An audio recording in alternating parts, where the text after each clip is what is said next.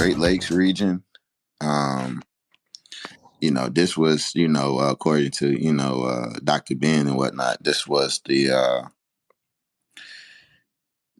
land of the mountains of the moon, the land of where the god Hapi dwelled. So, this region, was very sacred to the Egyptians. And we consider the fact that it was the Great Lakes region is literally where the Nile River is formed at. It's the basis of the lifeline of the civilization. So, logically, it would be something sacred to those people, considering the fact that they really sanctified the river itself as a life source for them. So, that would make sense to me in that regard. Right, absolutely. And when I think about punt and rat in that regard. Oh, and also let me point out the fact that we will be having people come in to discuss after we wrap. Just not right now for this particular portion of the discussion. But yeah, so in the travels into Punt, they were reaching the most. I think it was through the Red Sea, of course, and the Egyptians are the ones who named it Punt. So we don't really know what the Puntites might have called themselves. It might have been something similar to what the Egyptians were calling them, but we'll never really know until we find a relic that could really speak on that. But it was a very much an important trading post for things like some things that Bodhi had touched on, but also gold, frankincense, jewelry, perfumes, oils. Myrrh was a big staple, and I love burning myrrh myself as well. But what do you think about when they say that it's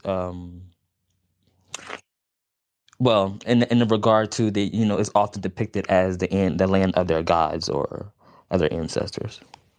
Yeah, that's something that, I feel like with regard to the Khoisan people that I mentioned in the last space, um, or earlier.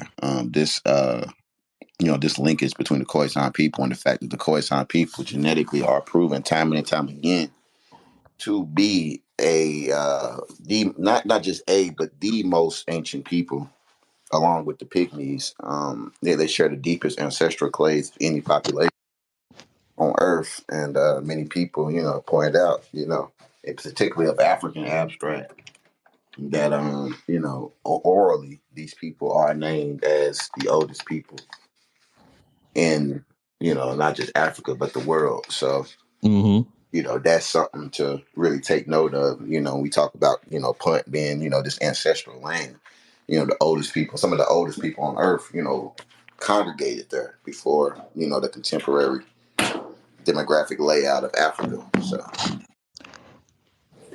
And then I wanted to also point out what the Punt relics spoke about when it came to anything in relation to Punt. Um, Hatshepsut, who makes my beautiful monuments, who purifies the seats of the great Ennead of gods for my dwelling as a memorial of her love. Thou art the king, taking possession of the two lands. Kemet Amon, Hatshepsut, great in oblations, pure in food offerings. Thou satisfy my heart at all times. I have given thee all life and satisfaction from me, all stability from me, all health from me, all joy from me. I have given all thee all lands and all countries, wherein thy heart is glad. I have long intended them for thee, and to the ascension, and shall behold them behind the myriads of years of usefulness which I have thought to spend. I have given to thee all Punt as far as the lands of the gods of God's land. So they did speak highly of it being in regards to a holy land for them in some regards. And as you have pointed out earlier about the pygmies, I wanted to point out a passage from UNESCO as well.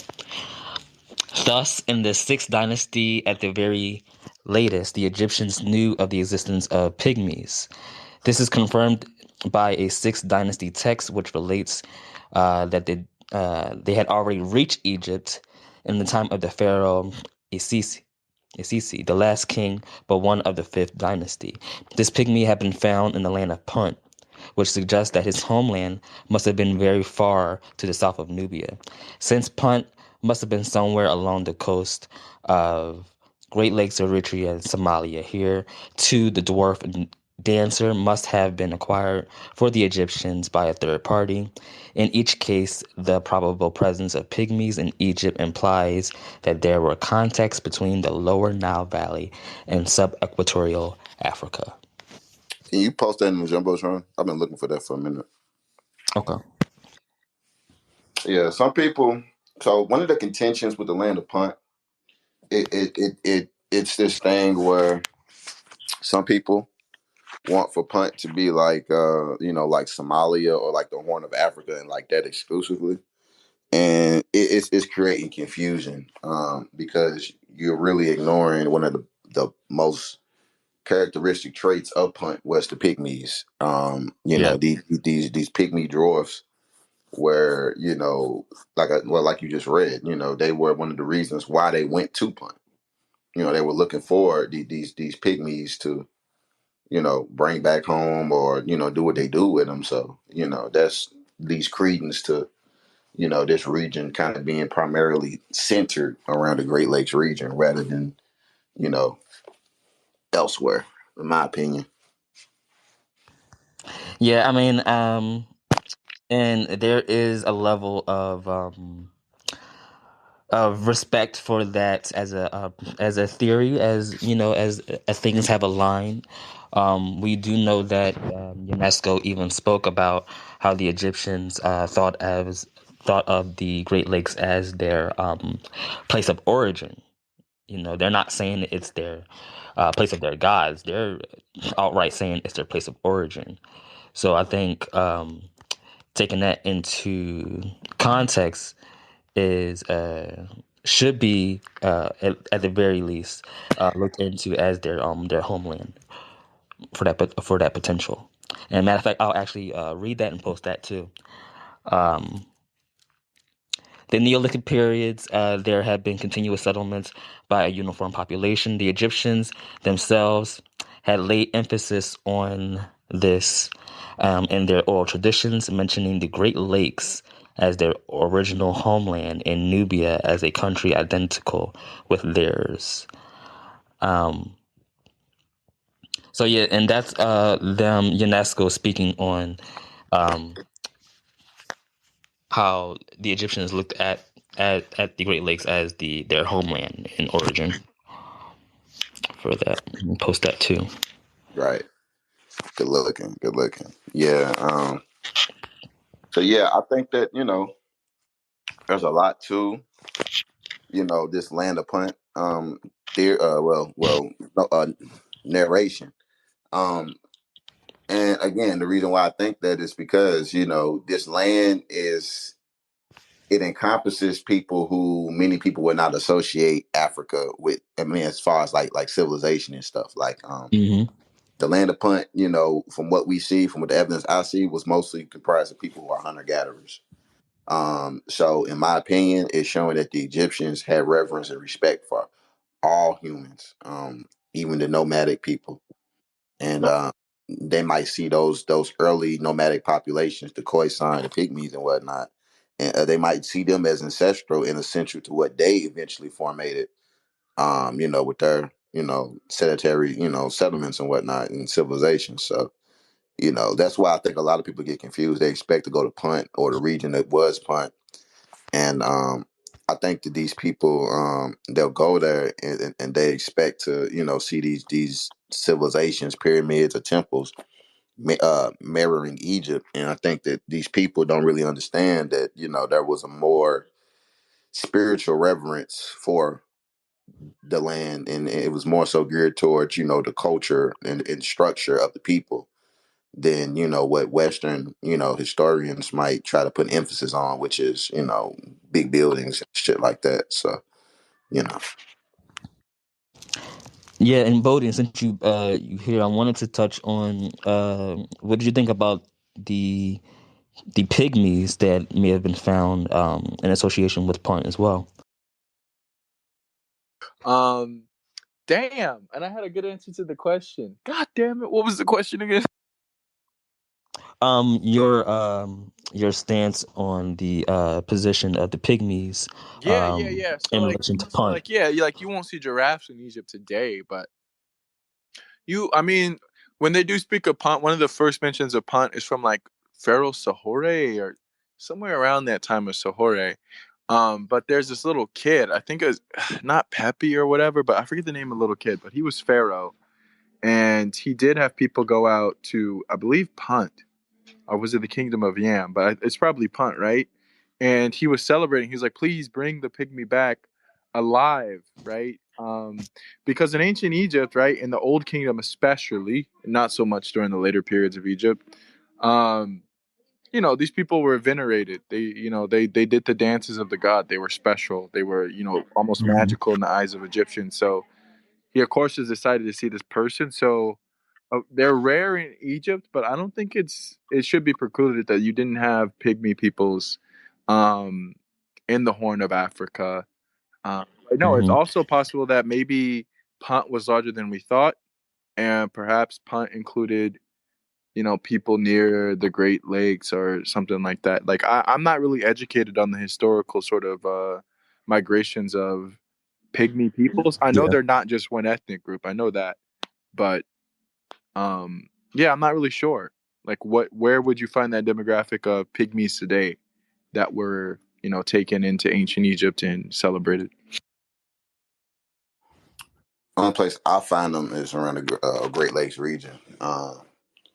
And again, I don't know if you were here earlier, but we spoke about the Khoisan people as well. Did you hear that part, Bodie?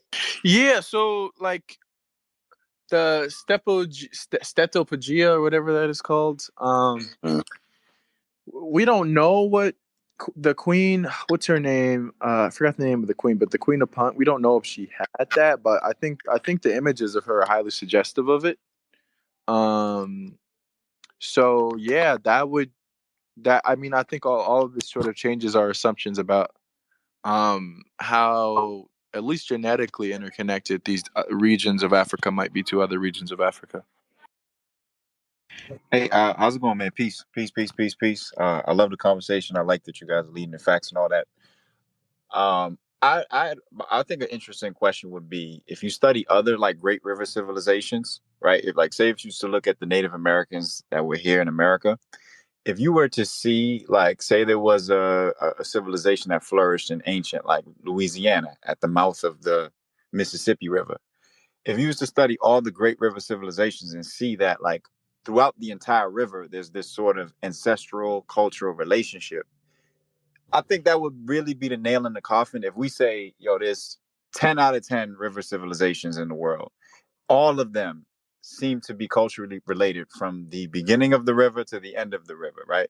That would really put the nail in the coffin of like this relationship we're talking about between Kemet and Punt and North and South, because there's people that argue, Europeans that argue came from Asiatics or some whatever influence, but I think that would put the nail in the coffin. Because if you say, yo, Tigris Euphrates, man, these people are culturally related from top to bottom, Mississippi top to bottom, Ganges River top to bottom, you know what I mean?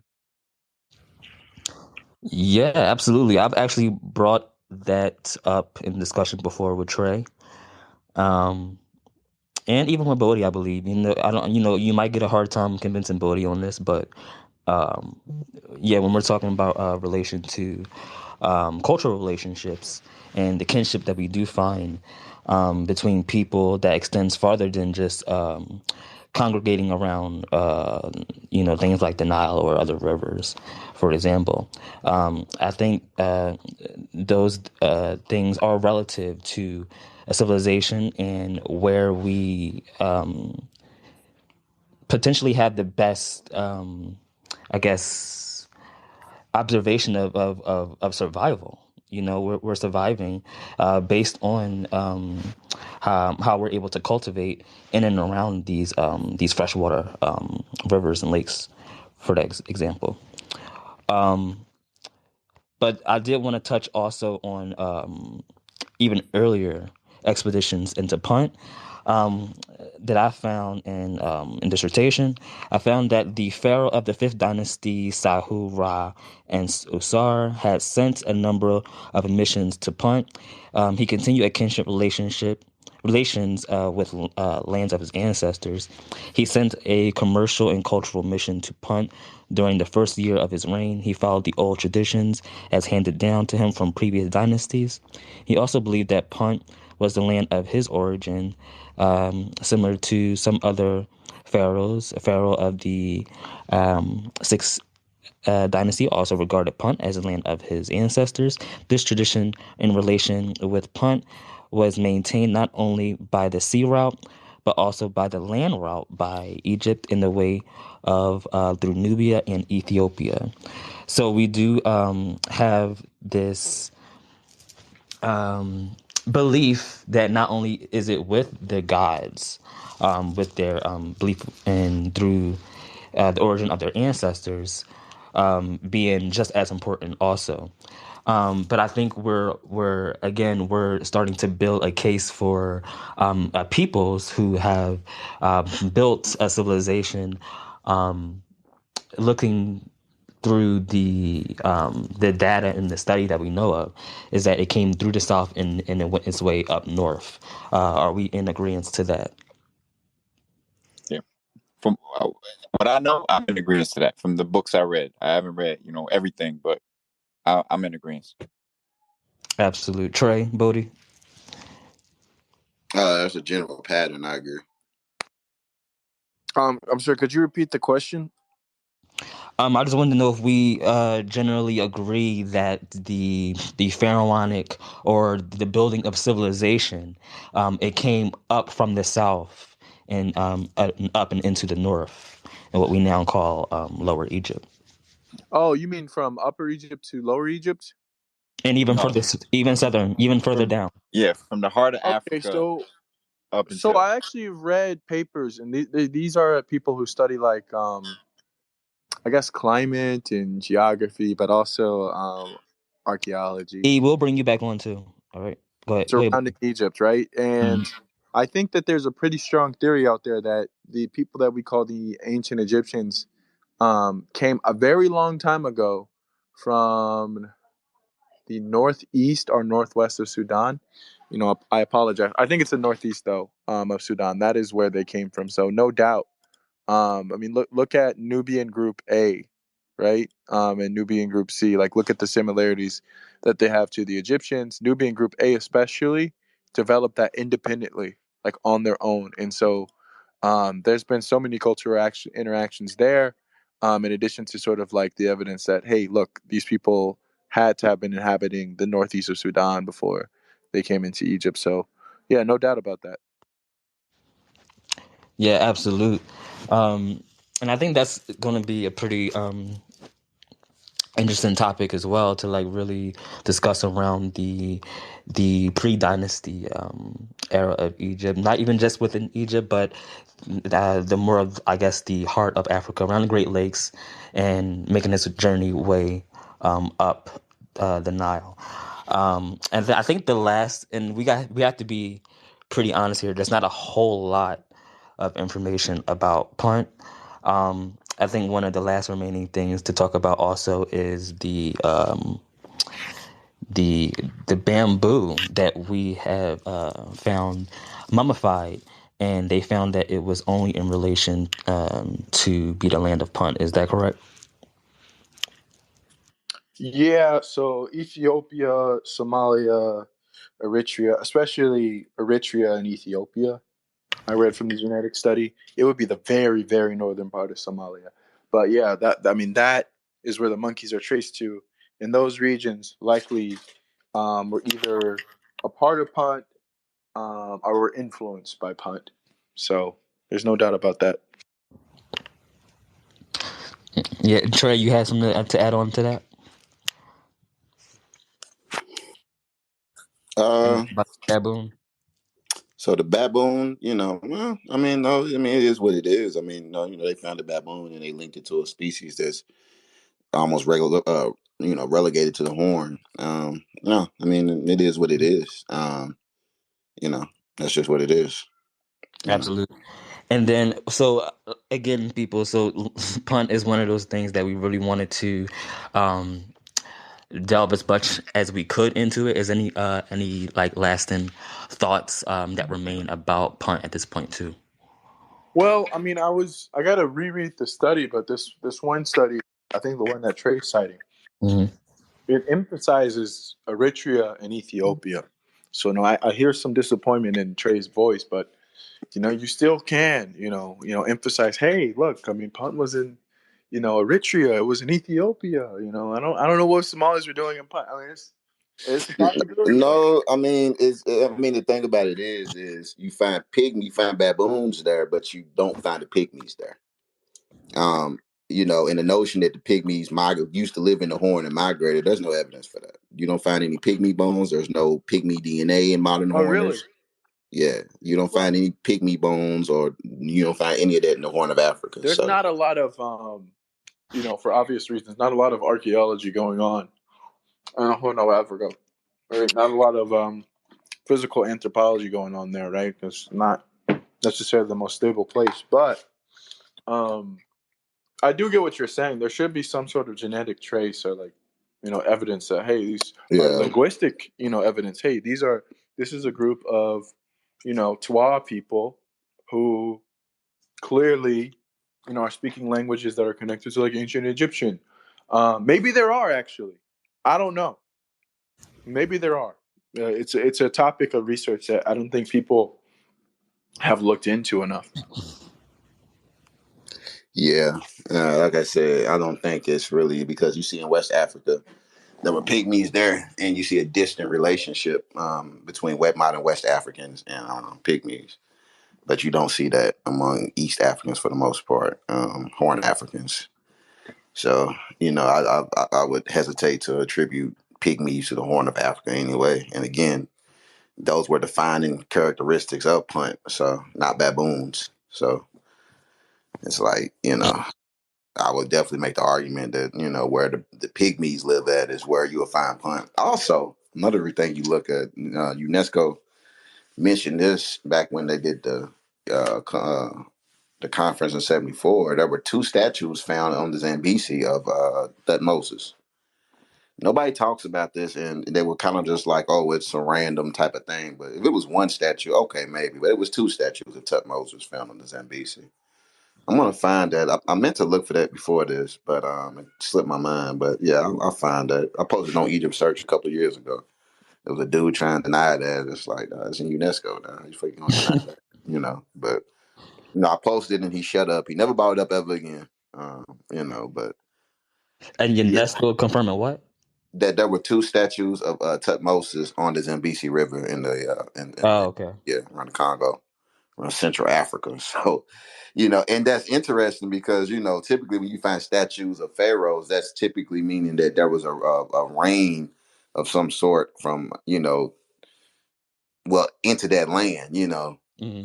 It kind of means that land was kind of under that the yoke of that pharaoh, at least under the control of this civilization. So we look at the maps of Egypt, how much would it distort Eurocentrism if you were to show the extension of Egyptian boundaries going to the Zambezi River rather than, stopping around, the first cataract or whatnot, So, that's just more, context. Eurocentric people don't really like to acknowledge, but, it's interesting.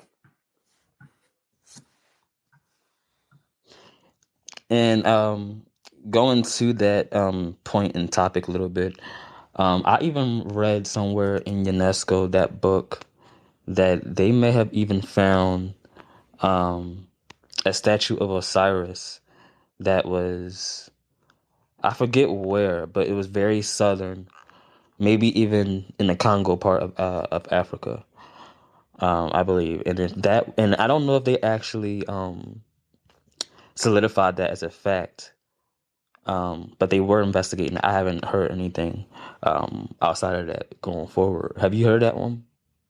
Osiris, I might have heard that one. I do know, we got like the symbols of Osiris, the crook and the flail. We got Right. that. We find that all throughout.